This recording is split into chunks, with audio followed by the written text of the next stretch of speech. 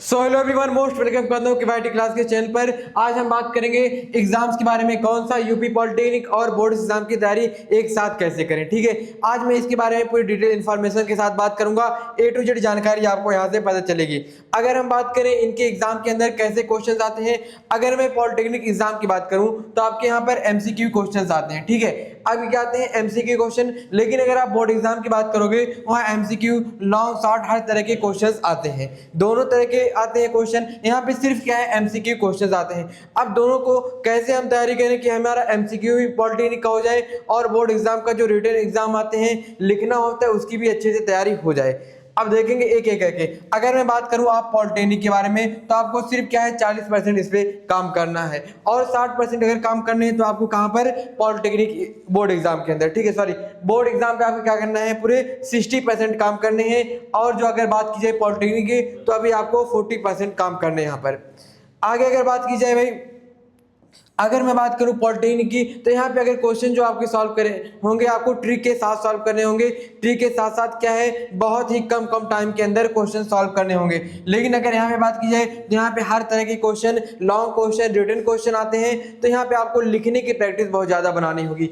अगर पॉलिटेक्निक की बात की जाए तो यहाँ सिर्फ आपको क्या करना है, शॉर्टकट ट्रिक के अंदर कम से कम टाइम के अंदर क्वेश्चन को सॉल्व करना है। और क्या है, फार्मूला लर्न करना है, MCQ सॉल्व करना आपको पॉलिटेक्निक के अंदर करना पड़ेगा। यहाँ पे आपको बहुत सारी प्रैक्टिस क्या करनी पड़ेगी, लिखने की प्रैक्टिस। कहाँ पर, बोर्ड एग्जाम के अंदर प्रैक्टिस करनी पड़ेगी, लिखने की बहुत सारी प्रैक्टिस करनी होती है। और यहाँ पे आपको क्या है, आपको एक शॉर्टकट ट्रिक के साथ सॉल्व करने हैं, फार्मूले बहुत ज्यादा लर्न करने होंगे और MCQ जितना हो सके उतना सॉल्व करने होंगे। अच्छा, आइए हम बात करेंगे और आगे कैसे कैसे हम आगे बात करेंगे। मैंने यहाँ बताया आपको बोर्ड एग्जाम के अंदर कैसे आपको पढ़ाई करनी होती है और एक पॉलिटेक्निक एग्जाम के अंदर, एक कंपटीशन एग्जाम है और एक बोर्ड एग्जाम है, इन दोनों के बीच कैसे क्या क्या अंतर आप देखने को यहाँ मिल रहा है। आगे अगर बात करें अगर हम बात करें इस एग्जाम के अंदर, अगर मैं बोर्ड एग्जाम की बात करूं, अगर मैं बोर्ड एग्जाम की यहाँ पे बात करूं तो आपको क्या है, लॉन्ग क्वेश्चंस आते हैं। ठीक है, लॉन्ग क्वेश्चन आते हैं, आपको यहाँ हैंड राइटिंग बढ़िया होनी चाहिए, अच्छी से अच्छी हैंड राइटिंग होनी चाहिए, जहां से आपको बढ़िया, अगर आप उसको लिखने का तरीका आपको मालूम होगा तो बहुत ही अच्छे नंबर आपको आ सकते हैं। बहुत कुछ अगर आपको आएगा, नहीं लिखना आएगा तो वहां से नंबर ठीक नहीं आ पाएगा। अगर मैं बात करूं आपको क्या करना है, यहाँ पे प्रैक्टिस बहुत ज्यादा करनी है लिखने की। ठीक है, लिखने की प्रैक्टिस बोर्ड एग्जाम के अंदर आपको ज्यादा करनी है। अच्छा, अगर मैं बात करूं पॉलिटेक्निक एग्जाम के अंदर तो आपको यहाँ पे क्या है, सिर्फ MCQ देखने को मिलेगा और ज्यादा टाइम आपको क्या करना पड़ेगा, आपको अपना स्पीड टाइम मैनेजमेंट करना पड़ेगा, लिखने का यानी क्वेश्चन सॉल्व करने का टाइम मैनेजमेंट अच्छा खासा करना पड़ेगा। मतलब ऐसे आपको तैयारी करनी होगी कि आपको कम समय के अंदर अच्छे से अच्छे क्वेश्चन सॉल्व हो जाए। और आपको कैसे क्वेश्चन करना पड़ेगा, एक टाइमर लगा के क्वेश्चन करना पड़ेगा कि मुझे इतने मिनट के अंदर इतने क्वेश्चन, इतने मिनट के अंदर इतने क्वेश्चंस कर लेने हैं। आगे अगर हम लोग बात करें, अगर हम बात करें polytechnic UP polytechnic group A के बारे में बात करें, हमारा यहाँ पे सिलेबस क्या होगा, पूरे 100 क्वेश्चंस आएंगे, 100 MCQ क्वेश्चन हमें यहाँ देखने को मिलेंगे। हम आपका मैथ, भौतिक विज्ञान और रसायन विज्ञान, ये 3 सब्जेक्ट आएंगे। इसके अंदर बायोलॉजी नहीं आती है। ठीक है, ग्रुप ए के अंदर बायो आपका नहीं आता है, सिर्फ क्या आता है आपका मैथ आता है, फिजिक्स आता है और केमिस्ट्री आता है। अगर मैथ की बात की जाए आपके 50 क्वेश्चन आएंगे और अगर बात की जाए कहाँ पर, भौतिक विज्ञान की यानी केमिस्ट्री फिजिक्स की, तो आपको यहाँ पे 25 क्वेश्चन मिलेंगे और ऐसे ही केमिस्ट्री के क्या होंगे, रसायन विज्ञान के आपके 25 क्वेश्चन मिलेंगे। पूरा मिला करके आपको क्या है 100 क्वेश्चन आएंगे। ठीक है, यानी आपका आधा क्या हो जाएगा, मैथ हो जाएगा और आधे में 2 सब्जेक्ट यहाँ देखने को आपको मिलेंगे। आगे अगर बात की जाए, अगर मैं सिलेबस की बात करूं, सिलेबस वही कॉमन होता है, 9th और 10th का होता है। 10th का थोड़ा बहुत होता है, ज्यादा क्या होता है आपको यहाँ पे 10th क्लास का देखना पड़ेगा। अब आपके पास एक प्लस पॉइंट है कि आप जो 10th के अंदर अपने बोर्ड एग्जाम की तैयारी कर रहे हो उसको अच्छे से तैयारी कर लोगे तो आपको यहाँ पॉलिटेक्निक के अंदर बहुत हद तक काम आ जाएगा, बहुत ज्यादा तक। थोड़ा बहुत जो 9th का आता है उसको भी हम लोग देखेंगे, लेकिन जो ज्यादा आपको अगर देखने को मिलेगा आपको एग्जाम के अंदर 10th के क्वेश्चन ही आते हैं। तो आपको 10th को एक अच्छे तरीके से, अच्छे से कंसेप्ट को तैयार करके चलना है। और 9th के बहुत ही कम लेवल के क्वेश्चन बहुत ही आते हैं, बहुत ज़्यादा नहीं आते हैं। अच्छा, अगर आपको तैयारी करने के लिए एक शानदार है, इस हमारे बैच से कर सकते हो तैयारी। यहाँ पे कहाँ मिलेगा आपको ये बैच, ये हमारा बैच है केवाईटी क्लास, एक हमारा ऐप है। ठीक है, केवाईटी क्लास हमारे एक ऐप है। इस ऐप पे अगर आप प्ले स्टोर के अंदर जाओगे तो केवाईटी क्लास का एक ऐप का नाम मिलेगा, वहां पे आपको कोर्स देखने को मिल जाएंगे। तो वहाँ शानदार तरीके की दोनों एग्जाम की तैयारी होगी, पॉलिटेक्निक के साथ साथ बोर्ड एग्जाम की भी तैयारी कराई जाएगी। ठीक है, चलो आगे देखते हैं भाई, माइक चार्ज नहीं है। अच्छा, अब पॉलिटेक्निक और बोर्ड एग्जाम के बारे में अगर मैंने सिलेबस जैसे अभी आपको बताया था, अभी मैंने बताया कि आपका जो सिलेबस होता है 10th और 9th यानी आपका कंबाइंड सिलेबस होता है, यानी सेमी सिलेबस रहता है। और क्या है, आपको ज्यादातर आपको क्या करना है, एनसीईआरटी को अच्छे तरीके से पढ़ लेना है। चाहे आप पॉलिटेक्निक एग्जाम देने जा रहे हो, बोर्ड एग्जाम, दोनों एग्जाम के अंदर एनसीईआरटी की लैंग्वेज के क्वेश्चन देखने को मिलेंगे। और क्या है, आपका टाइम मैनेजमेंट होना चाहिए, अच्छे से टाइम मैनेजमेंट आप बनाना पड़ेगा।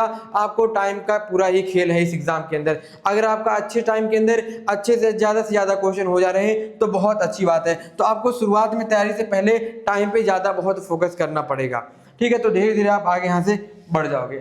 आगे अगर बात की जाए कुछ टॉप गवर्नमेंट कॉलेज से, गवर्नमेंट पॉलिटेक्निक क्या है, लखनऊ के अंदर है, कानपुर, गाजियाबाद, तो ये क्या है, टॉप ब्रांचेस आती हैं। इनके अंदर कितने नंबर पे आपके सिलेक्शन इन कॉलेज के अंदर होंगे आगे हम देखेंगे। तो कुछ ऐसे और भी कॉलेज हैं जिसके बारे में आगे हम बात करेंगे।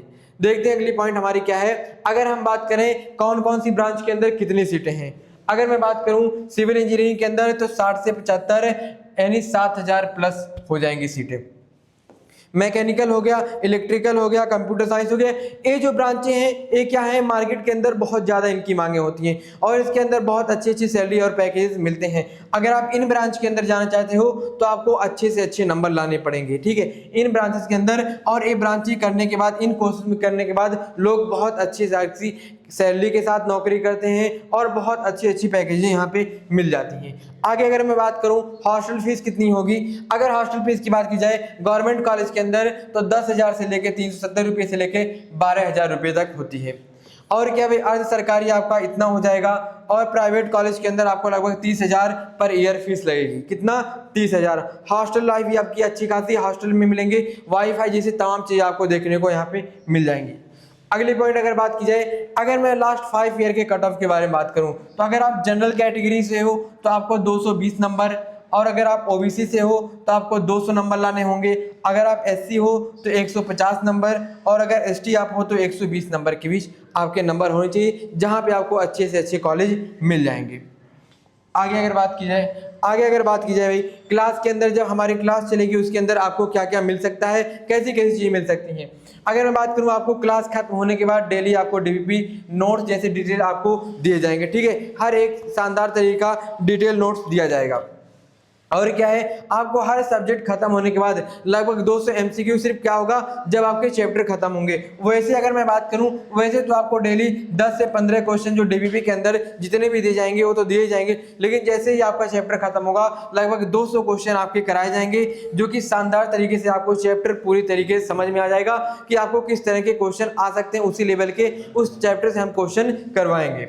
आगे अगर हम बात करें, आपको क्या है, क्लास खत्म होने के बाद जो भी चैप्टर खत्म हो जाएंगे कंप्लीटली, उनके माइंड मैप दिए जाएंगे और अच्छे तरीके से रिवीजन भी कराई जाएगी। रिवीजन के साथ साथ 1 शॉट आपकी क्लास भी ली जाएगी, जिससे आपके क्या है कंसेप्ट 100% समझ में आ जाए, हर एक टॉपिक बेहतर तरीके से समझ में आ जाए। अगर कुछ नहीं समझ में आता है तो लाइव क्लास के अंदर ही आप डाउट पूछ सकते हो, हर एक कंसेप्ट को आप क्लियर कर सकते हो, कोई ऐसा बैकलॉग नहीं बनने पाएगा। अगर आप अच्छे से तैयारी कर रहे हो, आप अगर डाउट पूछ रहे हो क्लास के अंदर तो कोई दिक्कत नहीं आने वाली है। आगे अगर हम बात करें क्लासरूम, मैंने बता दिया भाई क्या क्या आपको दी जाएंगी, किस चीज़ कैसे पढ़ाई जाएगी, हर एक चीज़ के बारे में मैंने बताया कि आपको एनसीईआरटी तरीके से हर क्वेश्चन को समझाया जाएगा और लाइव क्लास के अंदर आप डाउट पूछ सकते हो, नोट्स मिले जाएंगे, डीपीपी मिलेंगी, जैसी हर एक चीज़ जो आपके एग्जाम के लिए बहुत ही ज़्यादा इंपॉर्टेंट होगी, हर एक चीज़ दी जाएगी। आगे अगर हम बात करें तो अगर आपको कोई और चीज़ की जरूरत है, किसी और क्वेश्चन का अगर डाउट आपके अंदर इस एग्जाम को लेकर के बना है तो आप कमेंट कर सकते हो, हम उसका जरूर जवाब देंगे। फिर नेक्स्ट वीडियो में क्लास में अपने मिलेंगे, तब तक के लिए धन्यवाद।